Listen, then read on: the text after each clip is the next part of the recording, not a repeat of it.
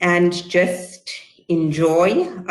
The program director for this morning is my colleague and regional manager in the Western Cape, Lee Henderaters, and I hand over to him. Enjoy. Thank you, Bianca. Good morning, ladies and gentlemen, colleagues. Thank you again, as Bianca said, for being here, taking out the time to join this workshop. We're quite excited for today. We have a great lineup of speakers that will be talking to RECP Finance. And as we know, we currently are in a time where there's a lot of pressure on SMEs to stay afloat and to keep their doors open. And so financing support and business support in general is something that is high on the priority list of SMEs, of government. And we found that it would be fitting to, in this time, have a session that will speak to opportunities to access finance for energy efficiency, for resource efficiency, and hence we are here today. Thank you so much to the team for ensuring that everybody have access today, and that we were able to get a group of speakers today that I believe will definitely share a lot of valuable information. My slot is just to touch on why we are here. Hope I've been able to cover that sufficiently. We do realize that our time is, especially in this day and age of online and virtual meetings, time is very important. We would like to request that we keep to the time slots. We also understand that we don't want to keep everybody longer than what the session is planned for, but we believe that we have set aside enough time to have a meaningful engagement and a meaningful interaction, and that we will have some valuable information shared with everyone. So just to have a quick look at our program for today, the program was shared with all the participants who registered for today. We will have a discussion on financing. We will have some speakers. Our keynote speaker will be Mr. Jonathan Govender from OTPR Group. He will be discussing the journey that they've experienced to accessing funding. We also have a speaker after him from the Industrial Development Corporation, Crystal Alley. She will be talking about energy efficiency funding. And then we'll have a representative from Standard Bank South Africa, Modine van Royen, who will be talking to finance tools availability. And then we'll have a session where you have the opportunity to ask questions, and our presenters will then speak to some of your questions, respond to that, and then we should be out of here by about 11, just slightly after 11. So that's our lineup. Thank you for putting that up on the screen, Christine. So that's our lineup for today, and we are quite excited. This is one of a number of RECP Finance workshops that we will be having in the next couple of months. And of course, as the NCPC South Africa, we do understand that our work that we do also extends to engaging with our clientele, our clients and our partners. It also extends to introducing important topics like access to finance. So thank you very much again for being here. I'm going to just introduce our keynote speaker, Mr. Jonathan Govender. I've had the pleasure to meet Mr. Govender on a number of occasions, and I'm very happy to see him as our keynote speaker today. So I just briefly want to give a bit of an overview of of his bio, as we call it.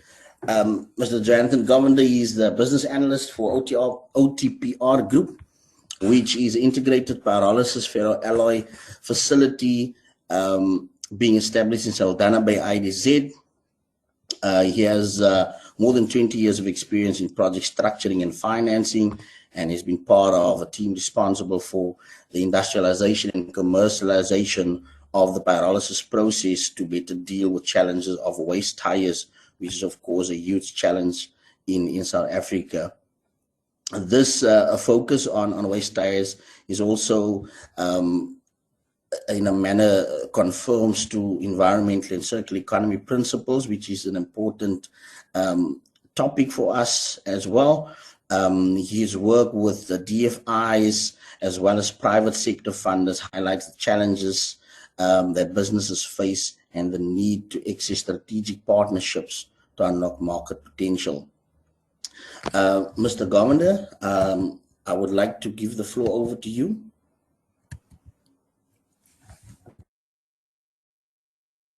Thank you, Lee, and everybody for the opportunity to speak to you this morning. I just want to check that my screen is presenting and is visible. Yes, it's coming up. Thank you. Okay, lovely. Lovely. Thank you, Lee, for that. And really, it's been a joy to be part of the National Cleaner Production Center, being one of the companies that was incubated over the last, as part of your incubator program, incubated over the last, I think it's 5.5 years now. You have to almost, and I think in terms of that, also good morning to everybody. And thank you for allowing me the opportunity to share our journey. And if you see my screen, I title it The Journey to Securing the Right Finance Under a COVID Climate. And just note that the COVID part is as a result of the last 19 months, I would say. It's been, I think, every single business in South Africa, no matter, or every single person as an individual, has had a tremendous challenge in terms of what this climate has actually done. And I think small businesses and small to medium enterprises even more so. The OTPR group has not been immune to these challenges, because I think COVID caught each and every one of us off guard, and we found that one of the biggest impacts has been the effect of time. So I would like to break this presentation down in kind of the introduction part, in terms of a background to OTPR, what it is that we actually doing, as well as where we've actually come from, and how we as a small business, small to medium business, how we've been impacted in terms of our funding, the funding of our project, and actually moving the dial forward on our project. And maybe that would resonate with some of the persons attending this session. So as part of an introduction, I wear two caps. The one cap is the OTPR cap. The other cap is I'm an advisor for the back office solutions as well. During the COVID time, that's where the back office part came up, because there was a lot of businesses that were going through tremendous difficulties in terms of managing the cash flows, as well as accessing interim finance to be able to make it through the extended and lockdown periods. OTPR as a company, we got hit pretty hard. When 2 months prior to when COVID, the first lockdown actually happened, we were actually at a point where Our project was already, we had a first right of refusal that was in place with the Saldanha Bay IDZ. We had moved the project to a place where we had not just our partner company with their finance, but we also had an additional financier that was on board. And when COVID hit, a month and a half into COVID, it's like the brakes. Everybody put on the brakes, and nobody knew what could be done and what could not be done. And if you consider that just the first 3 months of COVID added almost 12 months to our start date, I think you can do the math and understand how far that has pushed us down the road as a company. The challenge being specifically to do with whenever you're speaking to the market in terms of finance, the finance is always linked to deliverables.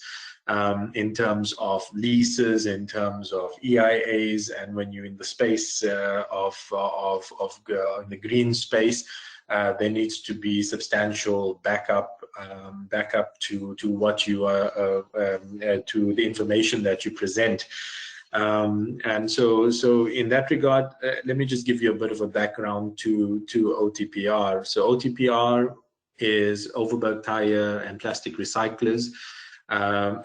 We specifically focus on end of life tires, but what makes us different is we are a company that we made some very interesting advancements in terms of pyrolysis technology. We took it from being a fundamentally dirty industry to a clean industry where our emissions profile is close to zero, and that has a major impact in terms of circular economy, as well as in terms of the climate carbon goals. Now, what in doing all of those developments over the last couple of years, we moved the project into from a backyard operation in a sense, because that's how pyrolysis was being presented. And what pyrolysis is, you take end of life tires, you put them through a particular process, you generate, out of that process comes 3 products. One is heavy fuel oil, metal, and carbon black. You have a component of synthetic gas as well, and these products actually have market value, and depending on the integrity and the way in which the products are produced, and the OTPR process is a very high integrity process. We subsequently ended up moving our business model. We recognized that in order to be able to satisfy financing market requirements, we took an integrated approach, and that is why in the field of pyrolysis we moved to an area of quality. Our main focus was the quality of the transformed products that come out of the pyrolysis process, and then move those products into an integrated industrial process. And so what ended up happening, we partnered with an international company that specializes in upgrading of their smelter, basically, but they have a very unique process as well. Their process linked into our process, there was synergy. We were able to achieve circular economy in terms of the way in which our models integrated, and subsequently our facility became an integrated facility that what comes in is we take in scrap, we take in tires, and what comes out is ferroalloys, which is an export market product. And a very high value export market product.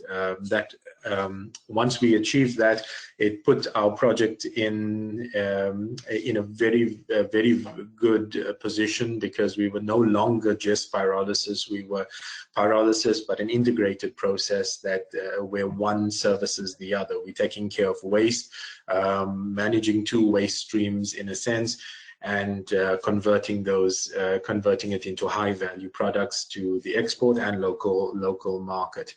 But when COVID happened, the challenge came about. The biggest challenge that we faced was the turnaround time for the development authorities, and this is where the challenge comes in when you are trying to access finance. You have to. It's a balancing act, and I think everybody that trades in the space of working, situating projects or realizing projects would actually testify to this, that it is a balancing act. And as the private sector, we would want to move faster. We'd want things to move faster, and being a business person, you'd want it to move faster. But there are massive wheels of that need to kind of move. We would rather, I think, my personal opinion is that I would rather it not move faster, but rather simultaneously at a good steady pace, because what you end up having is government and DFIs move at a particular rate, financing institutions move at a particular rate, funders move at a particular rate, and there's no synchronism in terms of how that happens. And as a business person, you need to try and manage that. And the difficulty that comes down is managing your carrying the cost until all those mechanisms actually lock into place. And so subsequently, where we are as OTPR, where we were 2 months prior to lockdown, we kind of just moved out of that space about 3 months ago, where we were able to actually convert our lease at the Saldanha Bay IDZ. We actually, in our design phase and our EIA phase, we had initiated it. And if you could imagine, as a company, one of the longest parts to starting a project of this particular nature is the EIA phase. And so our entire hope was, in terms of dealing with when COVID hit, was we were hoping to use the COVID time to expedite our EIA process, especially the first 3 months of the EIA, because the first 3 months of any EIA is a basic assessment component. And if we could have saved that 3 months, it would have allowed us to go when lockdown ended. We would have been able to actually enter the market with our public participation component, given that, and once we tied that up, we would have been able to firm our spade in the ground type of day. So what makes us unique is that we actually we've been working with the Black Industrialist Scheme in terms of funding as well. We've actually advanced that process quite substantially. But again, working with multiple entities, private sector, government funders, it's about synchronizing the requirements, and most of the DFIs opened up only about 3.5 months ago, where part of their requirement was physical audits, and physical audits couldn't take place if they weren't able to get onto a plane and come and do a physical audit. And our physical audit only took place in February, March of this year. And which we passed. So these are the challenges that we are facing, and that we've been facing, but it's not stopped us from moving the project forward. And so if I can say that, in as much as there is finance out there in the market, there's also there seems to be the challenge that we face, that we've been experiencing, and a number of companies that I've advised during this COVID time, has been the succinct access to a specific outcome. One would almost say it is kind of better to if you are already in a trading business, it's a lot more. It would be a lot more easier to access finance. But if you are launching a completely new industry and a completely new build operation, the turnaround time for that is almost almost exponential, and the cost of that is quite real. So if in saying that, I would like to just share some things that we've learned, and what I share is specifically to do with how, looking back, and I think what I'm going to give now is the retrospective perspective, and that is, what is it that I would advise companies or businesses to consider, or business persons wanting to enter the space of project financing, or even any form of financing, is what to do first. And I would state that this would be the first thing you should do. You should do your business model first before your business plan. And that is the game changer in any business, because looking back on the amount of time that we spent as a business on our business plan, I actually did a bit of a calculation recently, and it took us almost a year to finalize our business plan. And in all honesty, your business plan is never finalized until you actually submit it, until it's actually received and acknowledged and understood by the funders, the particular funders. So I can tell you that pertaining to our BIS application, our business plan, we had finalized already last year during lockdown, with all the changes, scaling the project down in terms of the finance that we had available to work with. We had to literally go back to the drawing board and re-edit our business plan to the criteria in which the particular funders actually look at the business plan. But the main thing that never changed for us was our business model. The business, it takes a lot more time to put your business model together, but it is also the basis on which you're going to be able to make business decisions, because you're going to understand where the market is, you're going to understand what your price points are. Finance, so even when you speak to banks and speak to the DFIs and everybody, they're going to ask very serious questions about the risk, overall risk in terms of your business, and they don't necessarily business plan to determine that risk, because they have business analysts in their particular offices at those DFIs and banks that will look at that. They actually look at your business model, and they want to understand in that model what you are saying, how accurate is that to the market. Is there a real price? Is there a real production price? Is there a real selling price? Is the contracts of the due diligence on the contracts in respect of it, the buy and sell, is the buy and sell in place? So if you are starting a business, or if you are entering the space where you're looking for finance for projects, please remember your business model is what must stand for ahead of everything. Do your business model first before you do your business plan. And to do a business plan is not complicated. A business model is where you can get an answer within I think three weeks maximum from a bank or a funder to say, well, I like your business model, the numbers make sense, proceed and produce your business model, your business plan, and that would save a tremendous amount of time. So yes, that's one of the lessons learned. The other one is modulate and don't compromise, and have the self-discipline to keep costs at a minimal. Especially if you are a business that is entering a space like the green space. There's still a lot of unknowns in the green space, and there is money available in the green space for financing. I can tell you that.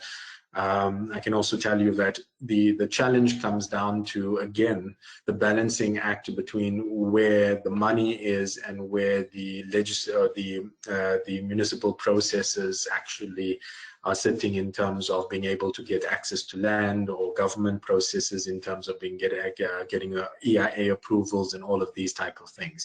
Unless you're a project that is actually moved to that particular point where you've got all your approvals, you're ready to go. If you market ready now, you're actually in a good position, and I would try and capitalize on that. In terms of finance, there is no one size fits all, and as mentioned, when we 2 months before lockdown happened, we had all our finance in place. When lockdown happened, 2 months into lockdown, we lost one of our funders because they weren't ready for a lockdown. They weren't ready for what has happened in the market, and their investments in a number of projects took a massive knock. So if you look at certain balance sheets of funders, you would actually note that they've not really expanded that gap in terms of projects closed, especially in the actual brick and mortar type of space. Those projects have come to they've not kicked into full operational mode yet. So be very aware that the finance part of your business is very specific, and the type of financier that you get, or the partner that you get, is very important.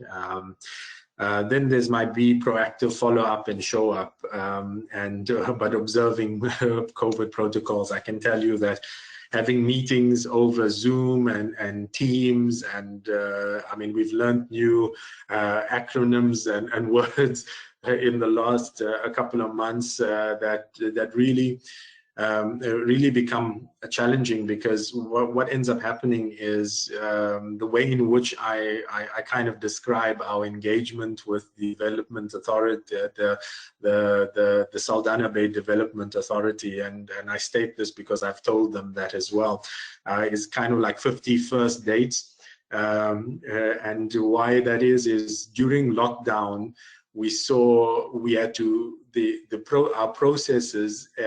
We had weekly meetings, but weekly meetings there were different people representing the progress, which was because people resigned and people left their posts, and people made decisions in terms of family, and that obviously affected the continuity or that smooth continuity of the line. It took us almost 9 months to finalize our lease and move to the finalization of our lease, which was challenging. And so I always advocate show up, have that meeting face-to-face, social distance if allowed, because you can really move the dial forward in that regard. And the one thing I can tell you is that that really helped us as a business, because that face-to-face meeting clarified so many things that could not be clarified over a Skype call. It's all about the right partnerships. That would be my next point. DTIC, IDC, venture capital, angel investors, banks, DFIs. But remember, all of it comes at a cost. So if you are someone that is starting a business and you don't understand how to build a business model or business case and take that case through to financing, whichever partner you are going to get to do this, they're going to add their margins to it, and rightfully so. So there is funding available, there is opportunity available, but there is a realization that a business person or a small business must keep in mind, and that is that it all comes at a cost.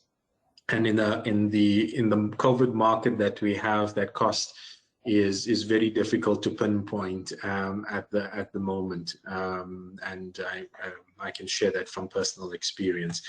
The other part is the journey is long. Be prepared.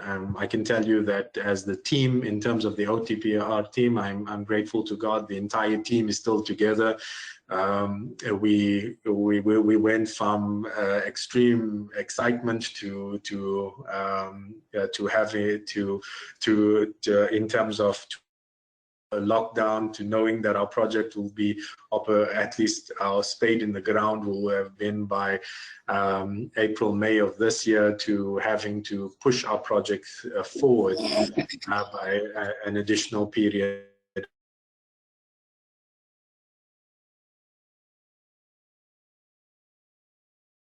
Stay true to your vision. And it is very important to stay true to your vision, but also to be realistic about what you can achieve within the specific period of time. With that, I want to say thank you, and I hope that what I had to say resonates with you, and that you don't give up, and that you consider the options being presented, especially by a working session like this, where you can realize that there is some good accesses to opportunities. Thank you again. Thank you very much, Jonathan, for all of that information, that valuable thoughts and views.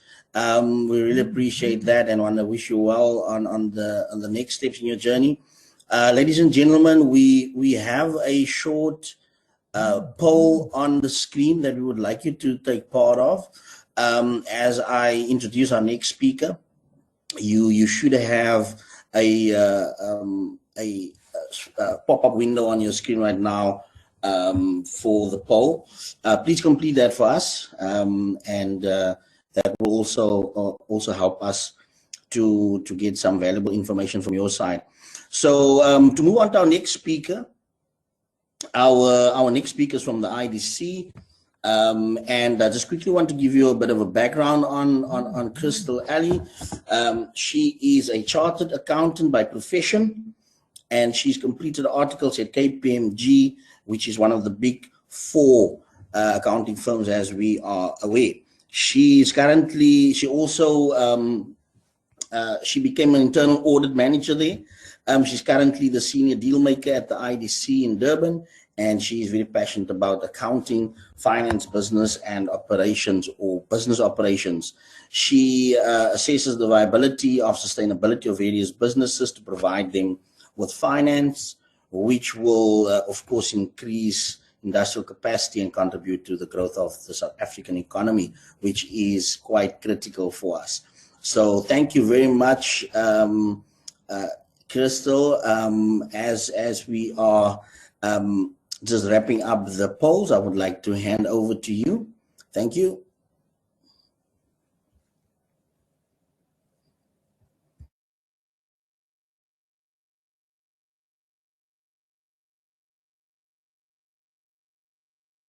Good morning, ladies and gentlemen.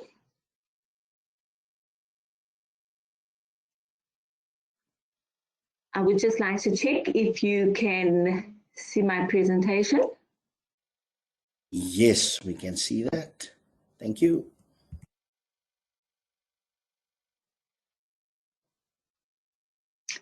Good. Thank you for the introduction, Lee. As you've all heard, I'm Crystal Ali. I am with the IDC at the moment, and I am based in the Durban office. I'd like to thank Bianca and her team for inviting me to present on IDC funding for this sector. The IDC is a development finance institution which is state-owned, and we provide finance in the form of debt and equity to various sectors. And one of our strategic focus areas at the moment is the green industry. I will be discussing a specific finance scheme which can be used by various types of companies in all sectors, which I'll discuss that in detail. So the IDC, in partnership with the German Development Finance Institution, has launched a funding scheme which is called the South African Facility for Green Growth. This finance investments would have to be for the reduction of carbon emissions, saving of energy, and saving of water.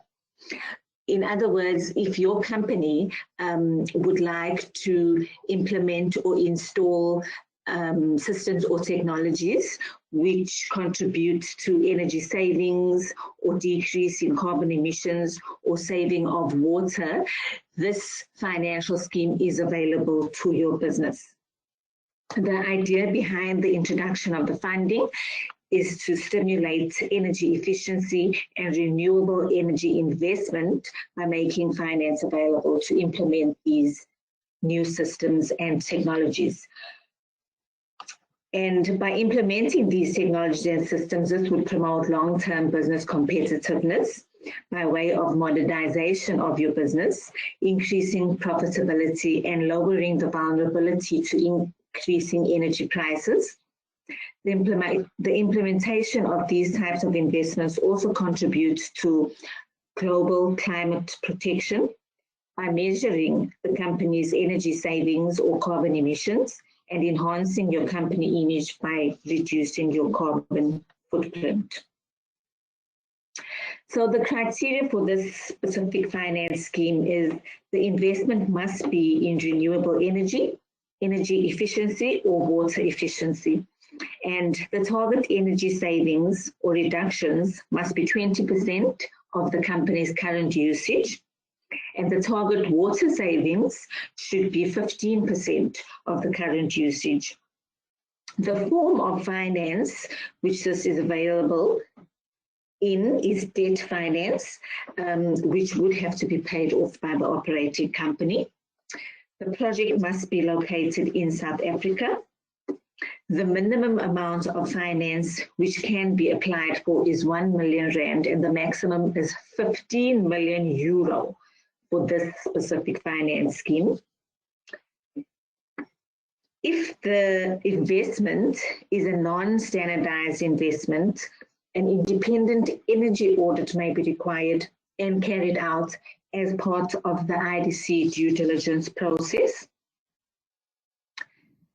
This loan is granted to the operating company against its balance sheet with the primary objective of reducing their energy or water consumption. So the business must be able to afford the loan. The repayment of the loan is structured in such a way to ensure that the investment does not eat into the existing profits of the business. And the savings in the energy or water cost should effectively pay off the debt. The loan will be a term loan based on the ability of the company to pay off the loan and can be up to 15 years. The pricing of the loan facility will be determined on a case-by-case basis and would be a risk-related interest rate. And the process which you would need to follow to apply for this finance is the same as the normal IDC process, which is to submit a very comprehensive business plan with lots of detail, with all the research and background concluded, as Jonathan alluded to. And thereafter, once all information is submitted to the IDC, the application goes through an initial assessment, and thereafter a detailed due diligence before submission to the credit committee. So that is the information on this specific finance scheme. It must be noted that the IDC does have a specific business unit which deals with energy infrastructure and the green industry. And within that unit, we do look at other types of projects such as Jonathan than the other, energy or green industry project. This scheme, which I've just detailed and spoken about, is available for all types of businesses, whether you're in retail, agro processing, mining, etc. If you're looking to implement systems or equipment or technology for energy or water savings, you could apply for this financial scheme. Thank you.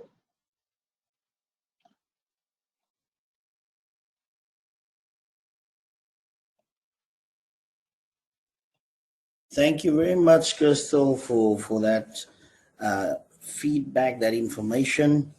That's really, really valuable. So I can see the results from the poll is on the screen. Thank you everyone for completing that.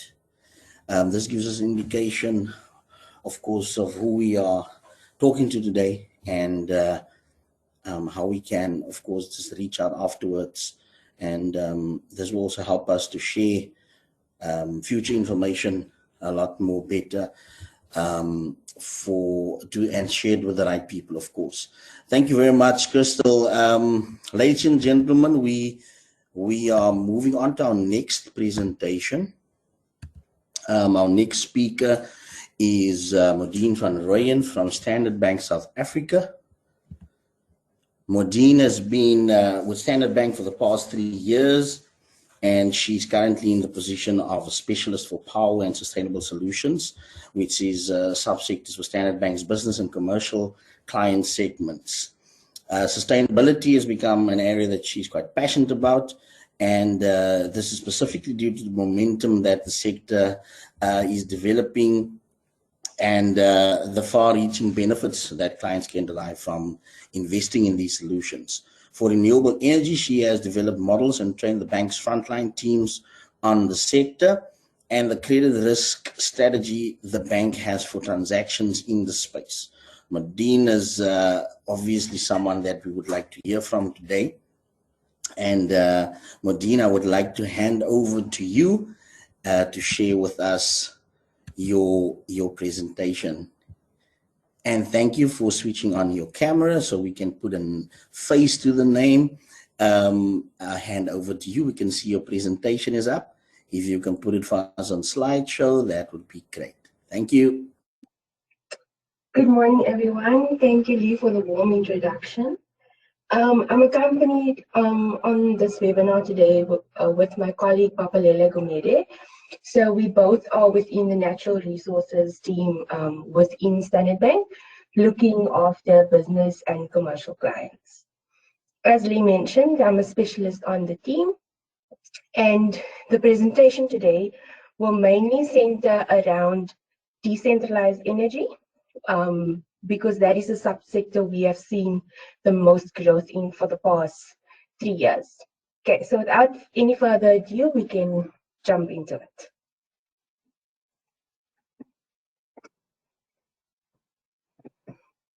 Okay, so in terms of market opportunity, we've done extensive work with CSIR. Apologies, I see that my source is cut off at the bottom. So these numbers stems from work we've done with the CSIR, and they've indicated to us that for decentralized energy, which is your small scale embedded generation sector, has a supply gap of 5 to 8 gigawatts, right? So that is the immediate opportunity for decentralized energy within our country.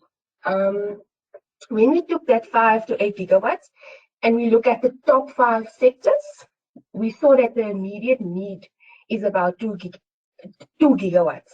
And when you put that into a monetary value, you'll find that the investment requirement for that 2 gigawatts of installations is roughly 2 billion rand. So I only have 15 minutes and I want to try and get as much information in. So apologies if I'm going a little bit fast. If you have any questions, please feel free to drop it in the chat box. Okay, next slide. Okay, so we've touched now on the opportunity, but with every opportunity comes a challenge, right? And when we done our internal research, we thought it would be good to look at this industry's challenges through the lens of the off-taker and the EPC or service provider. And the reason for that is, as a bank, we have clients that come in the form of an off-taker, so the energy user, and we have clients that's a service provider or slash EPC out there in the sector.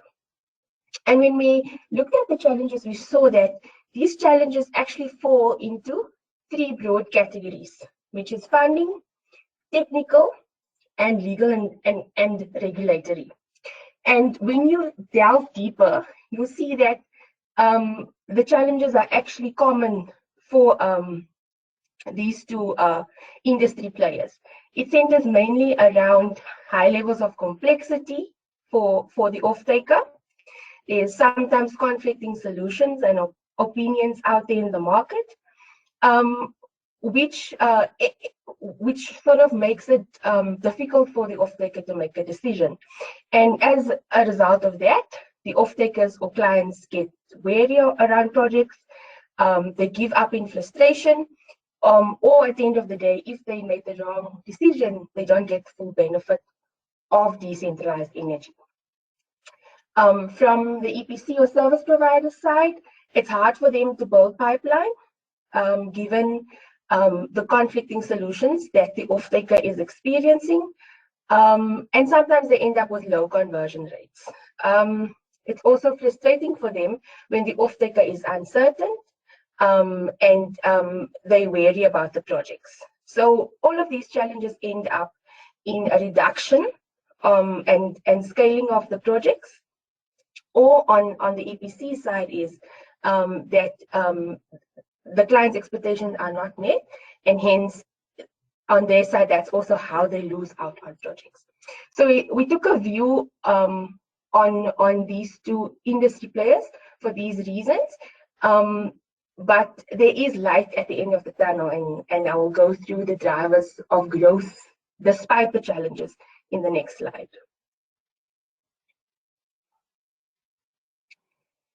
Okay, so the main driver of growth in the sector is the 2015 Paris Accord that almost every country signed on the continent in Africa, and this agreement was sort of like a pledge that each country signed to reduce global warming. And as a result of that, we see a growth in alternative energy sources within our country. So Africa's carbon tax framework, phase 1, has also commenced. So this is the main driver of growth for decentralized energy within our country specifically. The next one is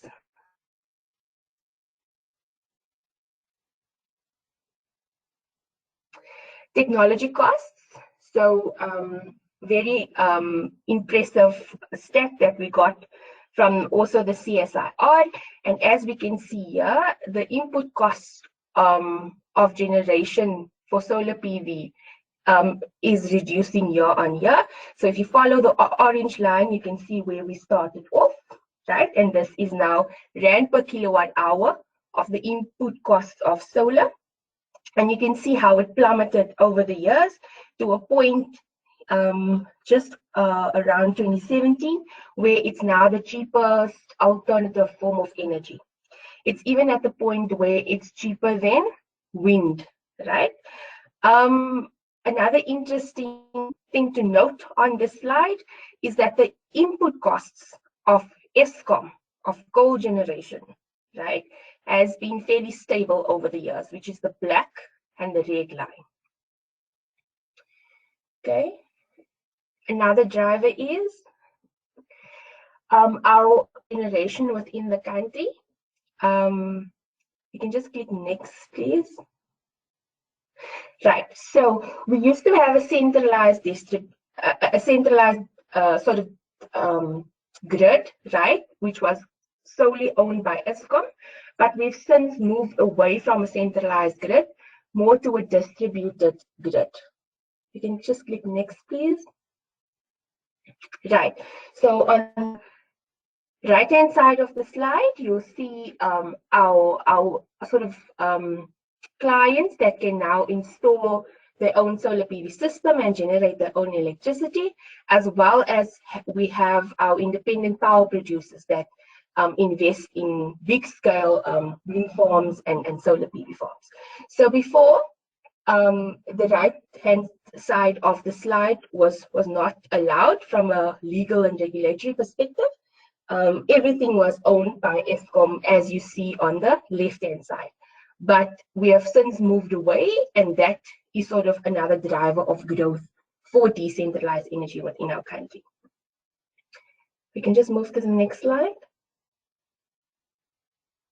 Okay. From a tariff perspective, I think we all are aware of how Eskom tariffs have been increasing to a point where you can see the tariffs have increased 446% more than inflation. So where the blue line, which is inflation, has been increasing fairly steadily and stable, and the red line represents Eskom's tariff escalation. So we've also just experienced the 15% increase that happened since the 1st of July. So as solar costs are coming down, Eskom is increasing. So that analogy or comparison is another reason for growth in the sector from our experience. Next slide, please. Thank you. So given the opportunity in the market that we went through, despite the challenges and the drivers of growth within the sector, we as Standard Bank found it good to implement specific tailor-made solutions for decentralized energy for our clients. And we mainly have two funding models. One is the CAPEX funding solution, right? And the type of borrower in this solution will mainly be an established business, right? That would like to generate some of their own electricity. The product and structure that solution will follow is that we can do up to 10-year funding, 100% loan to value, meaning no deposit, provided that there's a benefit or a saving for you as the client from day one. Under this structure, a detailed credit assessment, like with any other product within the bank, will be done on the borrower. Some of our conditions under the structure include short-term insurance, right? If the property is rented, right, we would like to see the rent or the lease agreement align with the funding term, just to mitigate some of the risk. The second structure that we have is what we call contract-backed funding, right? So this funding solution comes in all shapes and forms, right? It could either be a power purchasing agreement, right? Or it could be a lease. So this solution is mainly for the independent power producer, right? That's going to supply energy to an off-taker, right? On the off-taker's premises. The type of borrower that we usually see within the structure is a special purpose vehicle, SPV for short, that's servicing an asset portfolio, right? So there's a number of solar PV systems, for instance, and this independent power producer would like us to fund that portfolio, right? The product that we would advise there is either a term loan or it could be asset finance. For the CAPEX funding solutions, in most instances, we advise asset finance because if it's asset finance, the system is protected by installment sale law and there's no need for the client to register extra bonds, right? But for contract-backed solutions, it's a little bit more complex. So that's why we give the client the option of taking out a term loan as well. Some of the conditions that we will impose there is cession of the income streams, right? Because we always follow the cash flows. We will take guarantees from the shareholders. So we would like to see some backing from the jockeys there, sharing in the risk with the bank, because we all know the secondary market for solar PV is not as great at the moment in South Africa. I don't think we've ever seen a solar panel on auction, right?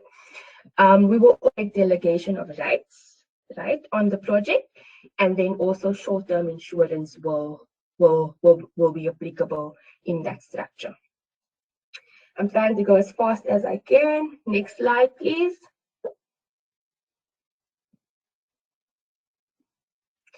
Okay, so when it comes to the application, right, what's the things that we will be looking out for and what makes a great application?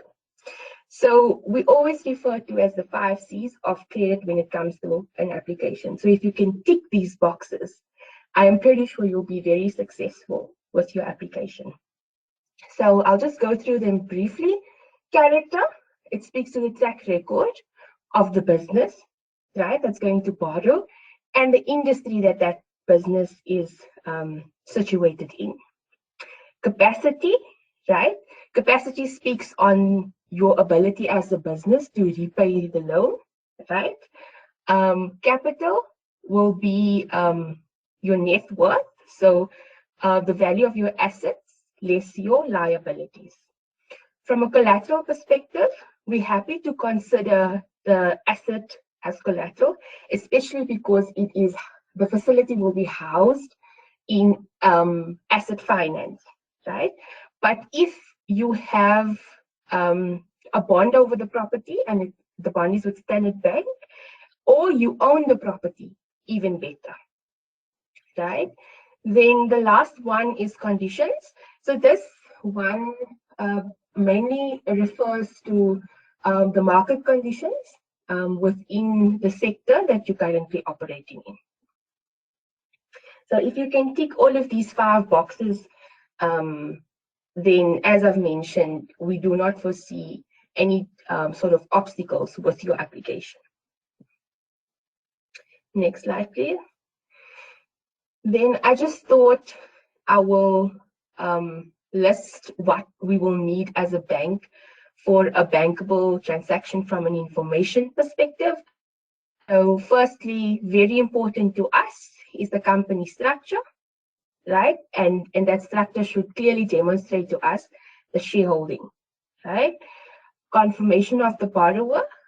So that's important to us, and all the information that comes with that, company reg docs and the like. The equity and debt split. So that speaks on if you are willing to give us a deposit. So that must be clear upfront.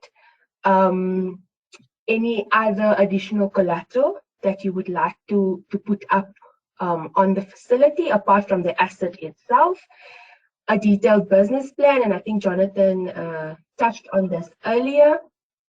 A detailed cash flow model, because we always follow the cash flows. So we have to verify each revenue stream that stems from the project.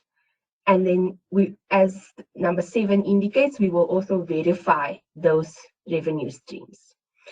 The power production capacity of the asset or the plant as a whole.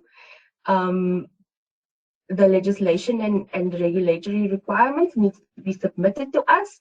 So for instance, we all know with a solar PV system, for instance, you will need sign-off from the utility, either be Eskom or the municipality. We were so excited, I think about a week ago, when the announcement was made that you will most probably only need NERSA license when your installation is more than 100 megawatt. So we're waiting for that to be gazetted. Then important to us is the implementation risk and what is the plan around executing the project, right? So all that detail, timelines, the service level agreements, we will take a view of all of that. So that's briefly the information points that we will need to package an application for you as our client. So you'll see these 10 points will link back to answering the 5 C's of credit. Okay, if we can go to the next slide. Great. So you remember I indicated to you the challenges that is currently being experienced within the sector, right? And that as a result of the challenges, we've seen a reduction or clients being wary around decentralized energy / solar PV, right? So we work a cross-functional team that designed and implemented this platform just under a year. So our platform is called Power Pulse, powered by Standard Bank. And this platform aims to facilitate, fund, and optimize Africa's decentralized energy supply, right?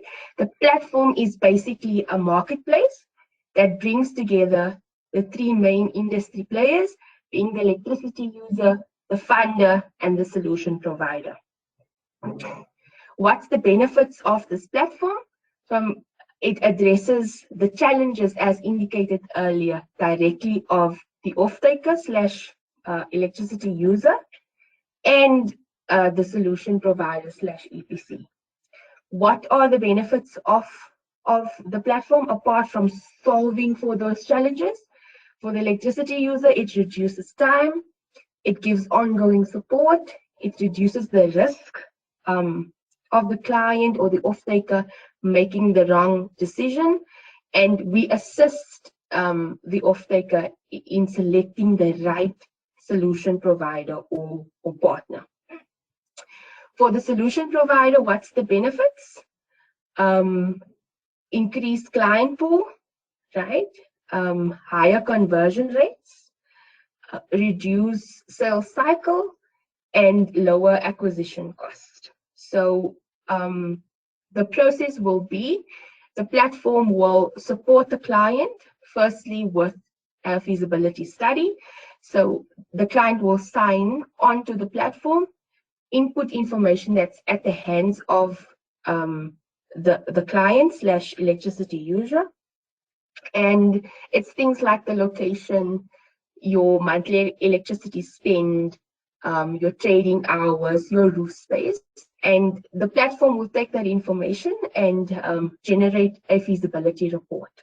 So the client will have a view of how feasible a solar PV system will be for them before speaking to any service providers, right? The second step will be submitting additional documentation around your business. So a Power Pulse client doesn't necessarily have to bank with us, right? Thirdly, the next steps will then be for the platform to match make and introduce service providers to the client, right? So we have 8 partners from a solution provider perspective, but each client will introduce with only 3. Site visits can be facilitated on the platform directly, and after that, the client will then get a proposal. The platform extends assistance even further than that.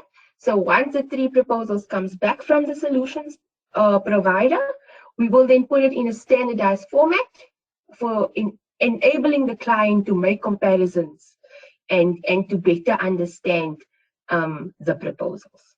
So if you want to know more about Power Pulse, you're more than welcome to search the platform on YouTube. There is a very detailed video. Apologies, I couldn't play it for you guys today, given the time allocation. There is a video and step-by-step guides on how to sign in, who to contact. You can also, next slide, please.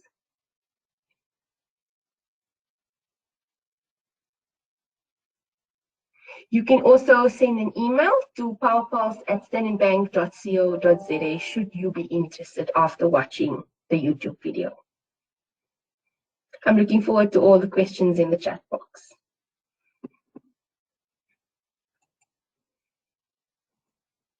Thank you all. Thank you, Lee. Thank you very much, Modine. Yeah, thank you for trying to fit in as much information as possible in the short allocated time. I've just in the chat box just put in the email address that you had on your last slide. Thank you, Lee. Ladies and gentlemen, thank you. We've almost reached the end of the session. Thank you for being with us. Thanks for bearing with us.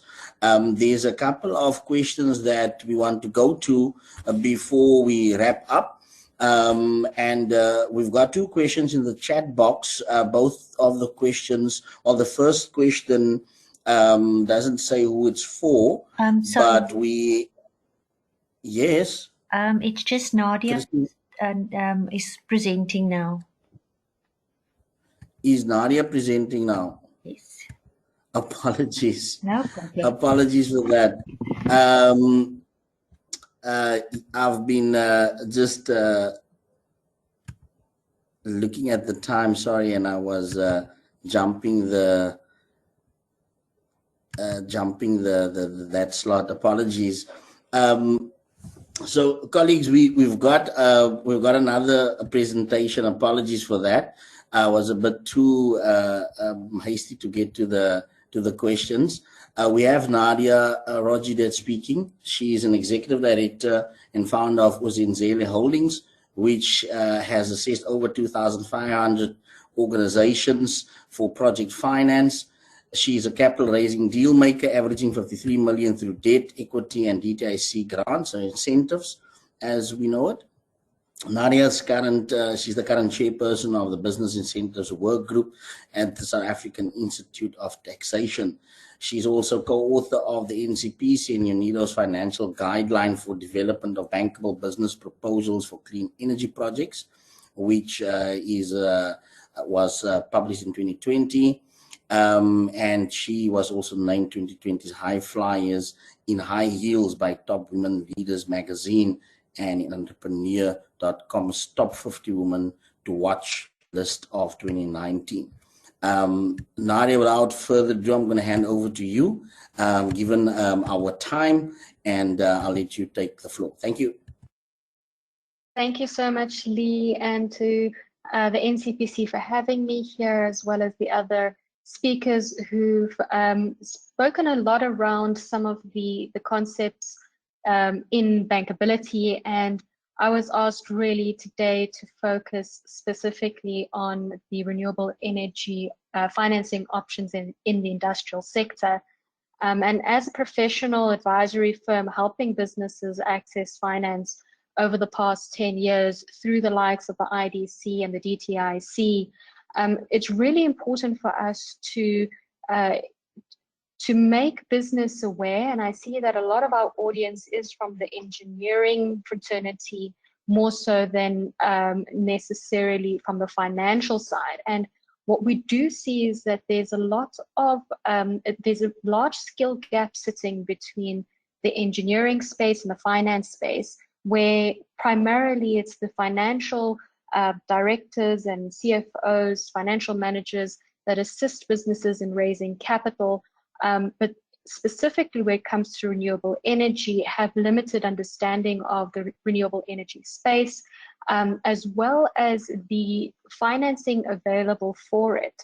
And we find that it's really necessary to have that education going through, which is why we're very proud to have been part of the NCPC's guideline for clean energy, which is available free online, and which we authored interviewing over 30 financial institutions to understand what is available in terms of financing in this space at the moment.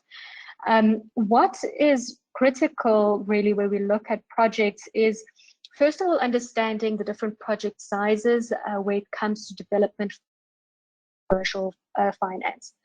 Now, in the industrial space, that's anything to do with manufacturing, there are three primary categories. There's the small to medium-sized factories, and those are typically requiring less than 10 million Rand in renewable energy requirements, which is less than 1 megawatt.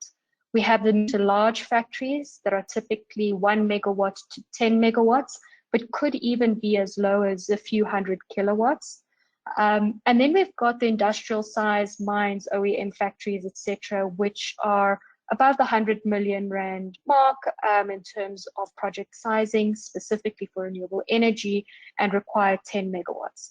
Now, what's critical for the audience to understand is that different financiers come in at different levels.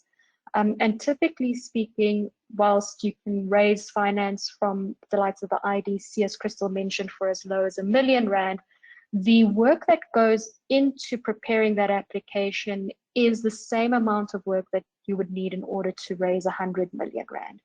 So the preparation component is really critical. Where we look at small to medium-sized factories, looking at less than 1 megawatt of renewable energy projects required in order to provide them with energy security and with a sustainability of the cost of energy, we really are seeing that primarily the funders in this space are debt financiers, like the likes of the standard banks, who come in on asset or property finance. So that was, for example, the 100% loan to value that Modine spoke about. And I think it's very important for everyone here to realize that there is a tax incentive, which is the Section 12B, that is available to every business in South Africa that implements a renewable energy project. Of course, everyone really loves, and on Section 12B, my recommendation is speak to your CFO if you are a business owner and you have a financial manager or an accounting firm that manages your taxes. Speak to them. They are the people that would be able to help you access Section 12B. It's nothing complex and complicated, and they should also be in a position to help you access the asset finance or property finance through your bank, provided you have those, as Modine mentioned, 5 C's in terms of the financing.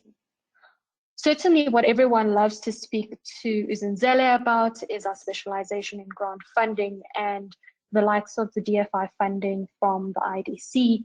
And when we look at grant funding, what is critical is to understand that grant funding in the renewable energy space is only available at the below 10 million Rand project size for renewable energy if it is part of a larger industrial project. So if you're coming and you're looking for a grant fund just for your solar PV and you require less than 1 megawatt, you are not going to be able to access grant funding through the DCIC's Black Industrialist Scheme of 50 million Rand, the Agro-Processing Support Scheme of 20 million Rand, or the Automotive Investment Scheme. You may qualify for renewable energy if it is part of a larger project for the establishment or expansion. So where Jonathan had spoken about their project on the pyrolysis plant, and they're looking at the Black Industrialist Scheme, what's important there is that they would be utilizing some form of alternative energy as part of their application, and that is why they would qualify for the Black Industrialist Scheme. But on its own, it does not qualify. If we then look at your mid-sized, mid to large size factories, we start looking at a few additional options. So you still have assets and property finance in the form of loans. We still have the tax incentives in terms of 12B. And then we have project finance, MES finance, and equity. And if you haven't heard these terms before, it's really important, and you haven't worked on projects that are of project finance, mezzanine finance, or equity finance characteristics, it's really important that you do get a professional to help you. A lot of the challenges that were spoken about earlier from Jonathan's side, from Modine's side, and even from the IDC side around the quality of those applications going in are what professional firms like ourselves, what transaction advisor and capital raising firms would be able to support you in preparing those applications to the standard that's required for project finance, MES, or equity. So whilst as you go up the project sizing component, more funding becomes available, what we also see is the complexity of accessing that finance becomes more relevant. The requirements of understanding what a particular funder needs in order to unlock that capital is critical, so that you don't go through what Jonathan and his team went through in having to repurpose their business plan after having prepared it, but rather utilizing the time up front to prepare that application as comprehensively as possible. Again, here, the Black Industrialist Scheme is available, Agro-Processing Support Scheme is available, and the Automotive Scheme, Investment Scheme is available, all as grant funding matched to debt or equity. So you can't go in and get 100% grant funding. That's not how it works. You would have to have a component of grant funding and a component of debt or equity funding from the top. And again, even if you're a medium to large size factory, you would still need to be expanding your factory, your productive assets, your tools, machinery, and equipment, as well as requesting for renewable energy in order to qualify for the grants that are available for the renewable energy components. We then look at going one step further in terms of the top part. All of it is the same. So looking at your 10 megawatt projects, you're really looking at loans, the tax incentives that are still available, the project finance, the MES finance, the equity. What becomes additionally available is the critical infrastructure scheme, which is 50 million rand grant. That's really for your mines, for your large industrial smelters and the likes of your vehicle manufacturers. And the reason it's available for those types of businesses is because it supports much larger requirements in renewable energy or alternative energy. So typically those projects around alternative energy and power in general, power supply to those large industrial users, is typically somewhere around 100 to 500 million rand. So what's critical is to understand that this grant critical infrastructure program must be related to a larger industrial project as well. Importantly is that the DTIC is the Department of Trade and Industry and Competition, and their mandate around grants and incentives is to support industrial businesses primarily. Whilst there might be a few outliers, they really are very, very specific outliers in things like call centers and the film sector. But primarily where we're talking about renewable energy and the requirements for this audience in the industry, it really is important to understand that all of these incentives, the critical infrastructure program, the Black Industrialist Scheme, the Agro-Processing Support Scheme, and the Automotive Investment Scheme are all available specifically to manufacturers. What I have done is, given the time limitations in today's presentation, I will share the presentation with the NCPC and they can send it to the audience. At the back of this presentation, there are the specific eligibility criteria for each of these schemes. And what you're also able to do is access the NCPC's guideline that we authored, the financial guideline for development of bankable business proposals online. And what you can do, have a look at it. It is a very comprehensive document. We engaged all the different funders in South Africa, not all, majority of the funders of renewable energy in South Africa. And it really gives a good understanding of what is required for a bankable business plan in this space and the requirements for different funds, the ticket sizing and the costs of capital. If that doesn't, if you are unclear about things, in the NCPC guideline, we are available at a professional rate to support you. Where we look at our services, we really do work with businesses to understand what funding is available. As you saw, there's a myriad of different finance available from a number of funders. We currently work with over 41 financial institutions, understanding their mandates. And what we do is we help businesses to understand their strategy around capital raising. And we look at engagements specifically on your transaction, on your nuances of your business, of your manufacturing facility, and provide a strategic plan around raising capital. We then enter to a 100-day process. And I know that one of the questions was, how long does it take to go through these processes? What we have found is that ideally, provided a business, an industrial business, is ready for a capital raise, meaning that they have all of their management accounts, financial statements, relevant data, business data required in order to develop the cash flow models, the business cases, and the relevant supporting documents required for an application to the likes of whether it's a standard bank as a commercial bank or the IDC, the DTIC.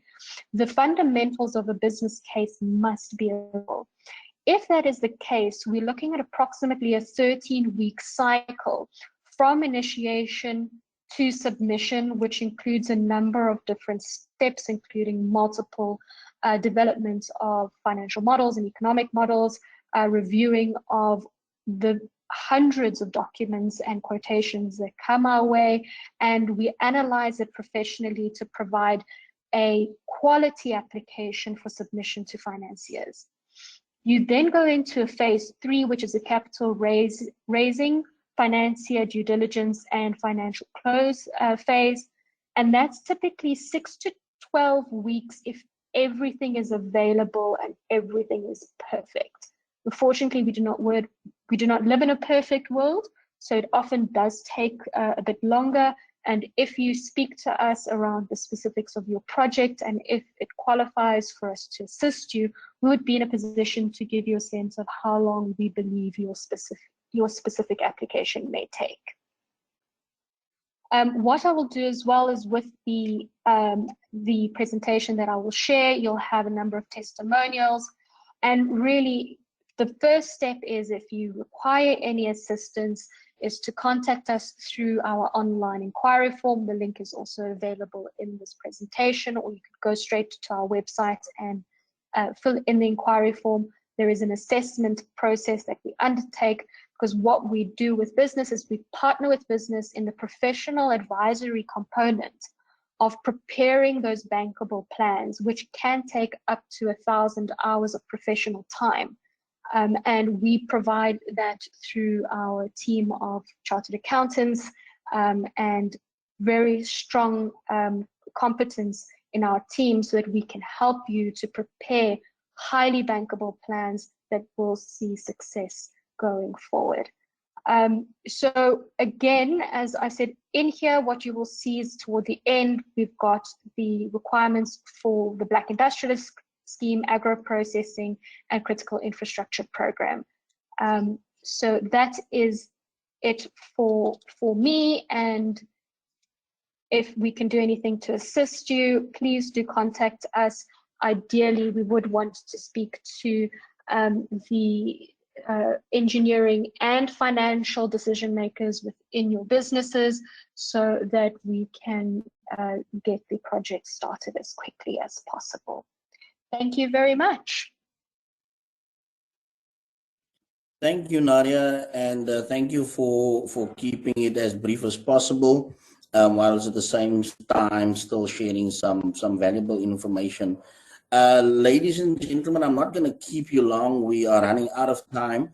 Unfortunately, our program had a bit of a glitch on and indicated that we'll close a bit earlier. But nevertheless, I think we've had some great information shared today. So thanks again to all of our speakers. We have 2 questions, well, 3 questions. I've noted that Modine responded to Sasha's last question or second question, but we have 2 questions, one from Hendrik Lowe that was directed at Crystal, and another question directed at Crystal from Sasha Ramduri from NCPC.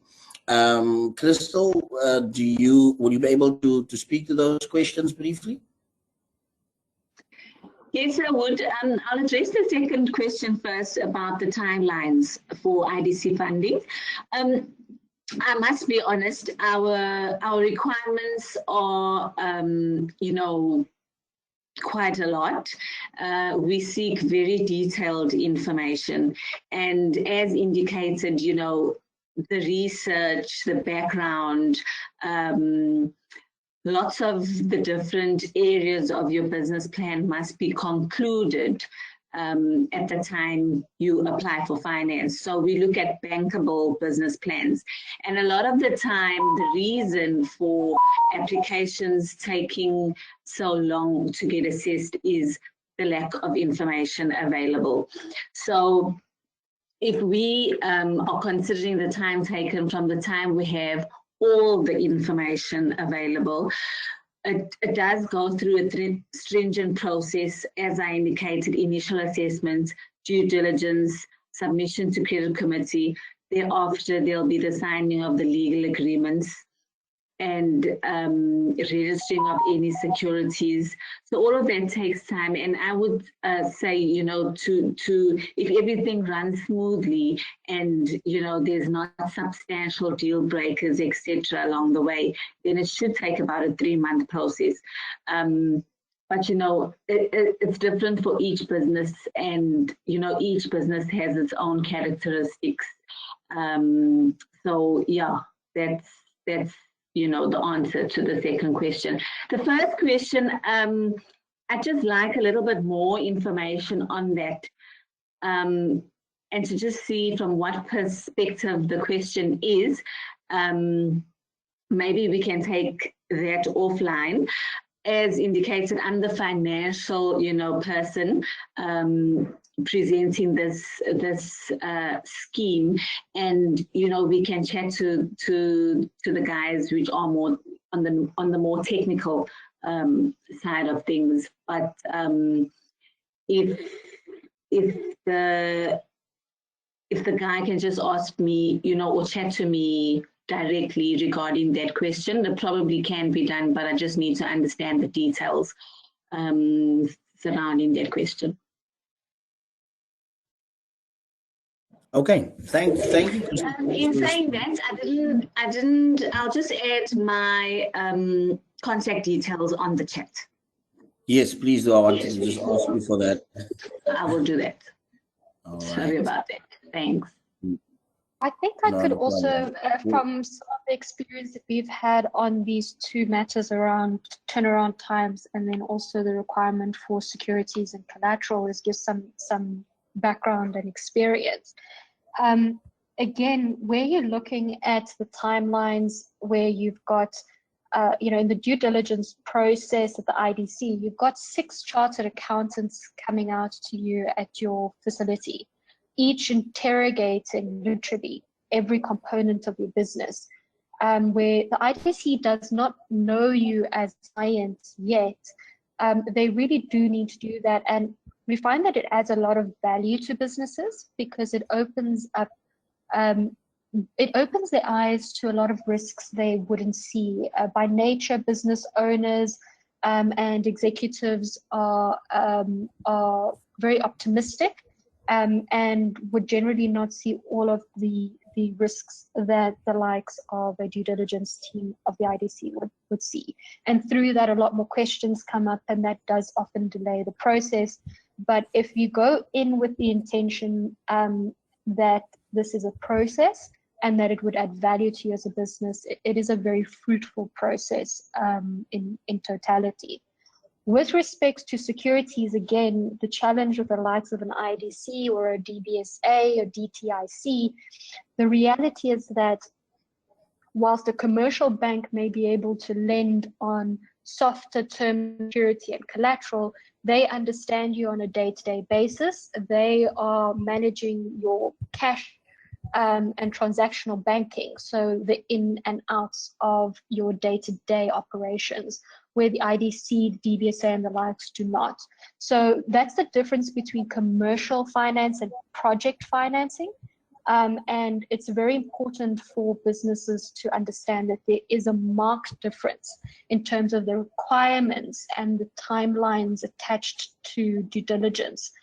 If you are going outside of your own commercial bank even, because they are the ones who know you best. They know that you repay your loans and your credit cards, etc. I hope that gives some context there. Thank you, Nadia. And thank you, Crystal, for opening or being able to take the question also offline. Thank you to all our speakers. Thank you for sharing your knowledge and your views, and for spending time today with our participants in this workshop. I'm not going to keep you longer. I want to also thank the team, Bianca, Christine, and Ontobeko, for setting up today and making this workshop possible, and reaching out to all of the speakers and having them spending them time with us today.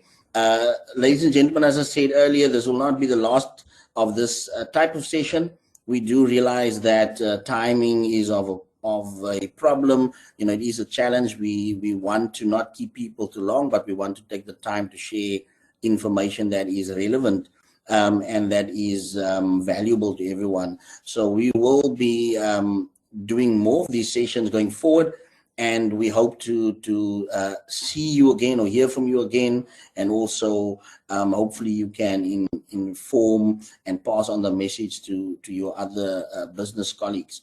Thank you very much. Have a great day and a great weekend further, and please stay safe. Thank you. Thank you all. Be safe. Thank Thank you. you. Bye-bye. Thank you all. Bye. Thanks. Bye-bye.